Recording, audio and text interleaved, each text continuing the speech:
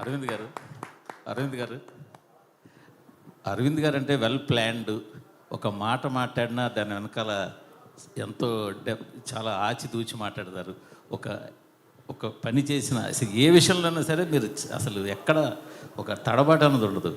అలాంటిది ఇటీవల ఈ సినిమాకి చాలా ఎక్కువగా ఉత్సాహంతో ప్రచారం చేసినట్టు కనిపిస్తుంది. ఏంటి ఆ డిఫరెన్స్, ఎందువల్ల ఏంటి? సరే మా వాడు అంటున్నాడు 60 నుంచి నేను కిందకి వెళ్తున్నానంట. ఓకే, అయితే నేను రావాలి కిందకి.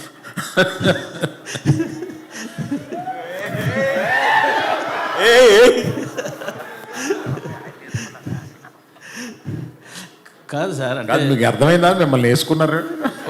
అది నాకు మాకు కాదు సార్, మాకు ప్రతి ప్రెస్ మీట్లో మామూలే అది. అది మాకు కావాలి, మీకు కొత్తగాని కాదు సార్. మొన్న సరే డ్యాన్స్ చేయడము, సినిమాకి ఎక్కువ చెప్పడం అంతా బాగుంది. కంటిన్యూ 2 సార్లు కొంచెం మాట గబుక్కుని పడిందేమో మీ నోట పొరపాటున, అది ఎక్కువ సోషల్ మీడియాలో ట్రోలింగ్ వైరల్ అవుతుంది. అది మీకు గమనించారా? మీ దృష్టికి వచ్చిందా? బాగా గమనించానండి. మరి దానికి మీ కామెంట్? అంటే నో కామెంట్స్. అంటే కాదు, తడబాట పొరపాట మామూలుగా ఒరిజినల్గా మీరు చెప్పింది నో కామెంట్స్. ఇంక నో కామెంట్ అన్న తప్ప పొరపాట. సరే పోలేండి, మీరు నో కామెంట్ అన్న క్వశ్చన్ అడుగుతా. ఇది మొదట మీరు చూసినప్పుడు ఇది సబ్జెక్టు అంత వేయబుల్ కాదు అని మీరు అన్నారని వాసు గారు చెప్పారు. తర్వాత దాన్ని మొత్తం రీఫ్రేమ్ చేసి అంతా రీస్ట్రక్చర్ చేసాక సెట్ అయింది అన్నారు. ఫస్ట్ నేను నేరేషన్ విన్నప్పుడు ఫస్ట్ హాఫ్ అదిరిపోయింది, సెకండ్ హాఫ్ డాక్యుమెంటరీ నేచర్లో ఉంది ఇది. అందుకని ఆ కథ కొని ఒక రైటర్ దర్శకుడికి ఇస్తేనే ఇది పని జరుగుద్ది. అందుకని రైటర్ కమ్ దర్శకుడిని ఎతికి ఈ కథ ఇచ్చి వర్క్ చేసి మనం డెసిషన్ తీసుకుందాం. ఇప్పుడు ఆయన అడిగిన డబ్బులు ఇచ్చేసి ఆ కథ తీసుకోండి.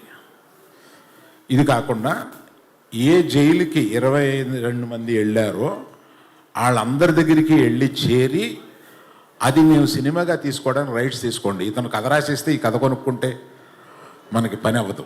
అందుకని వాళ్ళందరి దగ్గరికి వెళ్ళి వాళ్ళందరి దగ్గర నుంచి రైట్స్ తీసుకుని వచ్చి ఇప్పుడు అవన్నీ అయిన తర్వాత చందు గారిని రిక్వెస్ట్ చేశాం. ఈ సినిమా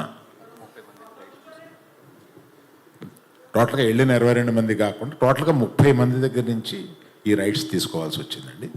తీసుకున్నాం ఫర్ అవర్ సేఫ్టీ. అది చందు గారు దాన్ని ఏదో నేను తీసుకుని 2 నెలలు చందు గారి దగ్గర ఒక గొప్పతనం ఉంది. ఆయన ఏమీ అర్జెంటు పడ్డు, తొందరపడ్డు. మనం ఇంకో సినిమా మీద ఇంకో సినిమా చేసేసి ఇంకొక ఇన్ని కోట్లు తీసుకుని బ్యాంకులో అసలు ఆ మైండ్ లేదు ఆయనకి. సినిమా ఆ జర్నీని, ఆ సినిమాని రాయడాన్ని, ఆ సినిమాని తీయడాన్ని, ఆ జర్నీని ఎంజాయ్ చేసే మనుషులు. ఆ జర్నీని ఎంజాయ్ చేసే మనుషులతోటి ప్రయాణం చేయాలని ఉంటుంది మాకు. యాక్చువల్గా యాక్చువల్గా చేసుకున్నామో చేసేసామో వెళ్ళిపోయి అట్లా ఉండదు ఆయనతోటి. అందుకని ఆయన తీసుకుని ఒక 9 నెలల్లో దాని మీద కష్టపడి అప్పుడు దాన్ని ఒక మంచి కథారూపంగా తెలిసారు. బేసిక్ కథ ఎందుకు కొన్నాము అంటే ఇట్స్ ఎ హ్యాపెండ్ ఇన్సిడెంట్.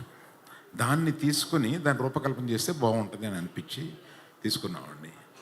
మీరు అడిగిన ప్రశ్న ఏంటో మర్చిపోయి నేను చెప్తున్నాను. మీరు అడిగిన ప్రశ్న చెప్పారు, మీరు కరెక్ట్గా చెప్పారు చందు గారు.